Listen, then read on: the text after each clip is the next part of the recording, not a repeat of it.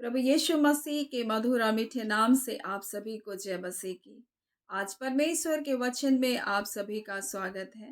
परमेश्वर पिता आज अपने वचनों के द्वारा आप सभी को बहुत आयत से आशीष को दे। पिता परमेश्वर आज अपने वचनों के द्वारा आपसे बोले और बातचीत करे।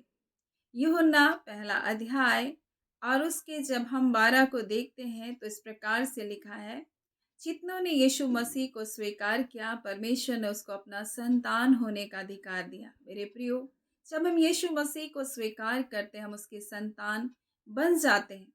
परंतु मेरे प्रियो, संतान से पुत्र होने तक की एक यात्रा है। और इसलिए जब हम रोमी उसके 8वां अध्याय और उसके 14 को जब पढ़ते हैं तो यहाँ इस प्रकार से लिखा हुआ है, इसलिए जितने लोग परमेश्वर के आत्मा के चलाए चलते हैं वे ही परमेश्वर के पुत्र हैं। मेरे प्रियो, एक संतान हो जाना ही काफ़ी नहीं है, परंतु परमेश्वर चाहते हैं कि हम आत्मिक जीवन में हम बढ़ें और उसके पुत्र यीशु मसीह के हम उससे स्वरूपता को हम प्राप्त करें। मेरे प्रियो, उसके गुण में, उसके स्वभाव में, उसके चरित्र में हम बढ़ते जाएं। मेरे प्रियो, और इसी बात को परमेश्वर हमारे जीवन में देखना चाहता है। और एक आत्मिक जीवन में बढ़ने के लिए हमें चलने की आवश्यकता है। हम कैसे आत्मिक जीवन में हम चलें, इस बात को परमेश्वर का वचन हमें बताता है। और जब हम पढ़ते हैं परमेश्वर के वचन में तो इस प्रकार से लिखा है, वचन को केवल सुनने वाले नहीं परंतु वचन के अनुसार तुम चलने वाले बनो। मेरे प्रियो, कई बार हम परमेश्वर के संतान हैं करके हमारे लिए बस चर्च जाना एक नियम हो जाता है, एक औपचारिकता बन जाती है, या फिर रोज दिन वचन को सुनना हमारी आत्म संतुष्टि का एक कारण होता है। आज हमने इतना वचन सुना, आज हमने इतना वचन पढ़ा, मेरे प्रियो, आज हमने इतने मीटिंग को अटेंड किया, आज हमने इतने जूम मीटिंग में हमने सम्मिलित हुआ। ये क्या है? बस एक आत्म संतुष्टि है। हम ऐसे में कभी भी आत्मिक जीवन में नहीं बढ़ सकते हैं। हम बढ़ेंगे कैसे? जब हम परमेश्वर के वचन को अपने जीवन में लागू करेंगे, जब हम परमेश्वर के वचन को अपने जीवन में कार्यकारी होने देंगे। और इसलिए जब हम आत्मिक हथियार के बारे में, जब हम इफिसियों उसका 6वां अध्याय में जब हम पढ़ते हैं तो उसके जब हम 15वां पद में जब हम देखते हैं तो लिखा है, पाँव में मेल के सुसमाचार की तैयारी के जूते पहनकर। यानी मेरे प्रियो, अगर एक व्यक्ति को अगर एक लंबी यात्रा करनी है और उसको पता है मेरे रास्ते में कई अड़चन, कई बाधा आएंगे, कई कटीली झाड़ियाँ आएंगी, कई पत्थर आएंगे, कई उबड़ खाबड़ रास्ते आएंगे, तो क्या वो बिना जूता पहने उस रास्ते में वो चलने का निर्णय लेगा? बिल्कुल भी नहीं। उसी प्रकार से मेरे प्रियो, जब हम मसीह जीवन में हैं तो कई प्रकार की अड़चनों को, कई बातों को शत्रु हमारे रास्ते में लेकर आएगा। लेकिन जब हमारी तैयारी सही है, हमने सही रीति से जब जूते को पहन रखा है, तो ये सारी बाधाएं हमारे लिए कोई बड़ी बात नहीं होगी, कोई हमारे लिए कठिनाइयों को लेकर नहीं आएगा। इसलिए परमेश्वर का वचन कहता है, पाँव में मेल के सुसमाचार की तैयारी के जूते पहनकर। मेरे प्रियो, हमने यीशु मसीह के द्वारा हमारा मेल मिलाप उसने कराया। यीशु मसीह ने उसके लहू के द्वारा हम जो दूर थे, अब हम परमेश्वर के निकटता में हम आ गए। यीशु मसीह हमारा मेल का कारण हुआ। मेरे प्रिय, पाप हमारे बीच में एक बड़ी खाई के समान थी और यीशु मसीह ने हम मानव जाति के पापों को क्या क्या मिटा दिया। और यीशु मसीह ने हम जो पहले आदम के समय से जो हम पापियों की लिस्ट में थे, उसने हमारे नाम को हटा करके उसने हमें धर्मियों के लिस्ट में हमारे नाम को जोड़ दिया। लेकिन वहां पर केवल बने रहना ही एक बात नहीं, परंतु हमें आत्मिक जीवन में, हमें मसीह के स्वभाव में, उसके गुण में, उसके चरित्र में हमको बढ़ते चले जाना। इसलिए उसका वचन कहता है, तुम उसके पद चिन्हों पर चलो। और जबकि यीशु मसीह ने परमेश्वर के साथ हमारा मेल मिलाप किया है, तो क्या हम उस मेल मिलाप के जीवन को जी रहे हैं? ये एक सवाल है हमारे सामने। क्या हम उस मेल मिलाप के जीवन को जी रहे हैं, या फिर हमारा मेल मिलाप कर दिया गया करके हम बस ऐसे ही जीवन को जी रहे हैं, हम उसकी परवाह भी नहीं कर रहे हैं कि यीशु मसीह ने हमारे लिए क्या किया। जब आप रोमियो 5वां अध्याय उसके 1 को जब पढ़ते हैं तो इस प्रकार से लिखा है, अतः हम विश्वास से धर्मी ठहरे तो अपने प्रभु यीशु मसीह के द्वारा परमेश्वर के साथ मेल रखें। अब उस संबंध में हमको बढ़ने की आवश्यकता है, उस संबंध में हमको मजबूत होने की आवश्यकता है मेरे प्रियो। और इसलिए परमेश्वर का वचन हमें इस प्रकार से कहता है, पाँव में मेल के सुसमाचार की तैयारी के जूते पहनकर। अब जब यहाँ पाँव में मेल के सुसमाचार के जूते की बात जब आती है, तो हम एक बात को सीखेंगे यहाँ पर। पहला, हमारा परमेश्वर के साथ संबंध, और दूसरा हमारा मनुष्य के साथ संबंध। मेरे प्रियो, अगर हमारा परमेश्वर के साथ संबंध सही है, अगर हम वचन के अनुसार उसकी आज्ञाकारिता में अगर हम जी रहे हैं मेरे प्रियो, तो निश्चय करके परमेश्वर के साथ हम मेल मिलाप रख रहे हैं। यीशु मसीह ने हमें उद्धार की योजना में शामिल किया, उसके द्वारा हम धर्मी बनाए गए। हमारा परमेश्वर के साथ उसमें मेल तो कर दिया, लेकिन क्या हम मेल मिलाप के जीवन में हम बढ़ रहे हैं? क्या हमारा संबंध परमेश्वर के साथ आज मजबूत है? ये बातों की परख कैसे होगी? जब हमारे जीवन में दुख और तकलीफ आएगा, तब क्या हम कुड़कुड़ा रहे हैं, हम बुड़बुड़ा रहे हैं, या हम शिकायत कर रहे हैं, या हम परमेश्वर से नाराज है? इस बात को प्रकट करता है कि हमारा परमेश्वर के साथ कैसा संबंध है। अगर हमारा परमेश्वर के साथ एक सही संबंध है, तो हर विपरीत से विपरीत स्थितियों में हम उसके वचन के ऊपर विश्वास करेंगे, ना कि हम इधर उधर भटकेंगे और लोगों की ओर अपने मुंह को ताकेंगे। मेरे प्रियो, ये परमेश्वर के साथ हमारे सही संबंध को दिखाता है। मेरे प्रियो, हम किस प्रकार से परमेश्वर के साथ मेल मिलाप को रख रहे हैं, ये बहुत महत्वपूर्ण है। हानोक के बारे में इस प्रकार से लिखा गया, वो परमेश्वर के साथ साथ वो चलता रहा। मेरे प्रियो, परमेश्वर के साथ साथ चलने का क्या अर्थ है? उसका अर्थ है कि हम उसके वचन को सिर्फ सुने नहीं, परंतु उसके अनुसार अपने जीवन को भी जिए, अपने जीवन को वचन के अनुसार ढाले, अपने स्वभाव को वचन के अनुसार ढाले, अपने सोच को वचन के अनुसार ढाले, अपने शब्दों को वचन के अनुसार ढाले। और यही तो है मेरे प्रियो परमेश्वर के साथ साथ चलने का अर्थ। हानोक परमेश्वर को प्रसन्न करता रहा, ऐसा उसके बारे में गवाही दी गई। हानोक परमेश्वर के साथ साथ चलता रहा और फिर वो उठा लिया गया, और उसके विषय में ये गवाही दी गई है कि वो परमेश्वर को प्रसन्न किया। क्या हमारा जीवन परमेश्वर को प्रसन्न कर रहा है? क्या हम परमेश्वर के साथ सही संबंध में? मेरे प्रियो, अगर हम परमेश्वर के साथ सही संबंध में हैं, तो निश्चय करके हमारा मनुष्य के साथ भी सही संबंध होगा। और हम बोलते हैं कि परमेश्वर से हम प्रेम करते हैं, और अपने भाई से हम घृणा कर रहे हैं, अपने भाई से नफरत कर रहे हैं, अपने भाई के विरुद्ध में हम कोर्ट केस कर रहे हैं, अपने भाई के विरुद्ध में हम कई प्रकार के जलन की भावनाओं को रख रहे हैं, तो फिर हमें एक बार जांचने की आवश्यकता है, क्या हम मसीह जीवन में हम सही रीति से आगे बढ़ रहे हैं, कि या फिर हम रुक गए हैं, या फिर हम अपने आप को धोखा दे रहे हैं। मेरे प्रियो, क्या हमारा परिवार में हमारे लोगों के साथ संबंध सही है? एक संबंध परमेश्वर के साथ हमारा जब सही होता है मेरे प्रियो, तो हमारा मनुष्य के साथ भी हमारा संबंध सही होता है। मेरे प्रियो, परमेश्वर का वचन हमें बड़ी स्पष्टता से बताता है।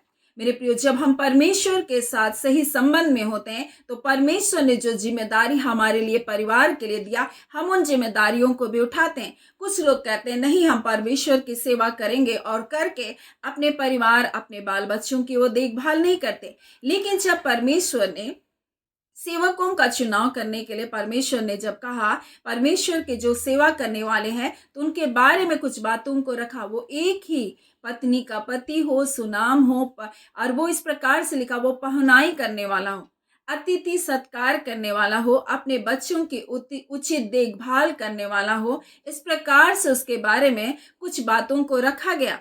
मेरे प्रियो, इस प्रकार से परमेश्वर हमें बताना चाहता है कि परमेश्वर हमारे इस पृथ्वी के जीवन को भी देखता है, और हमारा मनुष्य के साथ कैसा संबंध है, इस बात के लिए भी परमेश्वर क्या करता है? न्याय को करता है। और इसलिए जब आप तीमुथियुस की पत्री को पढ़ेंगे, तो यहाँ इस प्रकार से लिखा हुआ है, तीमुथियुस उसका 3 अध्याय और उसके 6 में लिखा है, संपूर्ण पवित्र शास्त्र परमेश्वर की प्रेरणा से रचा गया है। जितना संपूर्ण पवित्र शास्त्र है, सब परमेश्वर की प्रेरणा से रचा गया है। उपदेश समझाने, सुधारने, धर्म की शिक्षा के लिए लाभदायक है, ताकि परमेश्वर का जन सिद्ध बने और हर एक भले काम के लिए वो तत्पर हो जाए।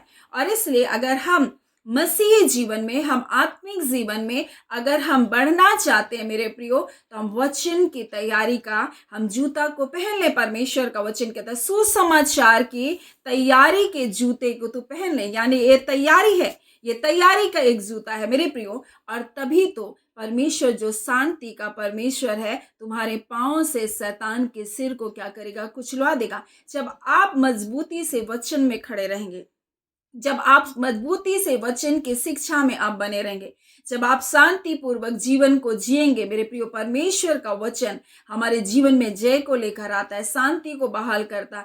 और जब हम शांतिपूर्वक जीवन को जीते और किसी भी हालात परिस्थितियों में जब हम भयभीत नहीं होते मेरे प्रियो, ये दुष्ट के नष्ट होने का और शत्रु के कुचले जाने का ये कारण होता है मेरे प्रियो। लेकिन आज लोग वचन की सही तैयारी में जीवन को नहीं जी रहे, वचन को सुन तो बहुत रहे हैं, लेकिन वचन के अनुसार वो चल नहीं रहे। इसलिए बहुत जगहों में वो अपने जीवन में निराश हो जाते हैं। छोटी छोटी बातों में वो क्या करते हैं, ठोकर खाते हैं। छोटी छोटी बातों में उनको लगता है अब मुझको चर्च छोड़ देना चाहिए, क्योंकि वो लोगों की बातों को, लोगों की आलोचनाओं को सह नहीं सकते मेरे प्रिय। इसलिए परमेश्वर का वचन आत्मिक हथियार के तौर पर हमें इस प्रकार से बताता है, पाँव में मेल के सुसमाचार की तैयारी के जूते पहन कर क्या करना है, हमको तैयार रहना है विश्वास की ढाल को लेकर। क्यों कर मेरे प्रियो, परमेश्वर के वचन को जब हम पढ़ते हैं हमारे अंदर में विश्वास को उत्पन्न करता है।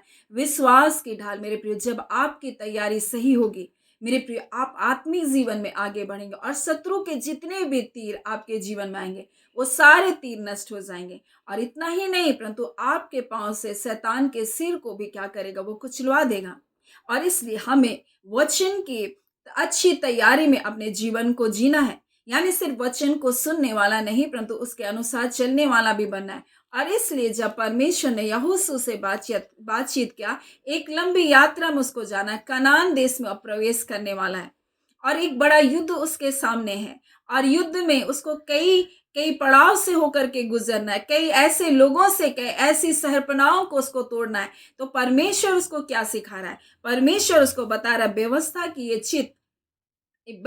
ये पुस्तक तेरे चित्त से कभी ना उतरने पाए, बोल रहा है कभी भी नहीं उतरने पाए, और दिन रात उस पर ध्यान दिए रहना। और इसलिए जो कुछ उसमें लिखा है उसके अनुसार करने की तू चौकसी करना। मेरे प्रियो, कई बार हमारे लिए बस वचन सुनना हमारे लिए आत्मसंतुष्टि होती है, हम बस उसे सुनते हैं, लेकिन क्या हम उसे अपने चित्त में रखते हैं, क्या वो हमारे विचारों में रहता है मेरे प्रियो। और परमेश्वर का वचन इस प्रकार से कहता है कि उसके अनुसार करने की तू चौकसी करना, काम करने की भी तू चौकसी करना मेरे प्रियो। वचन को केवल सुने नहीं, परंतु वचन के अनुसार हम जितना चलेंगे मेरे प्रियो, हम आत्मिक जीवन में उतना बढ़ते जाएंगे। और इसलिए परमेश्वर हमें बताना चाहता है हम अच्छी तैयारी करें। अगर हम बिना नाप के अगर हम जूते पहने तो क्या हम चल सकते हैं? नहीं।